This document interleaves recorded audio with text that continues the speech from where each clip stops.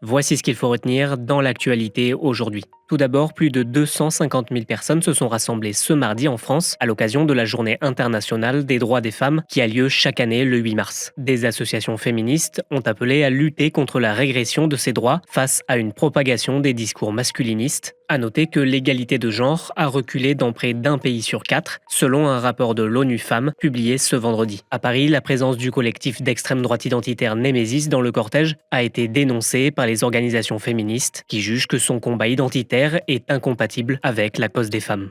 En Ukraine, de nouvelles frappes ont fait au moins 14 morts dans la nuit de vendredi à samedi, dans l'est et le nord-est du pays. Ce vendredi, le président Donald Trump avait menacé la Russie de sanctions bancaires et de droits de douane en cas de poursuite des bombardements sur l'Ukraine, invitant les deux pays, je cite, à la table des négociations avant qu'il ne soit trop tard. Troisième actu, de nouvelles conclusions autour de la mort mystérieuse de l'acteur américain Gene Hackman ont été dévoilées ce vendredi. L'artiste oscarisé de 95 ans serait mort des suites d'une maladie cardiovasculaire aggravée par sa maladie d'Alzheimer.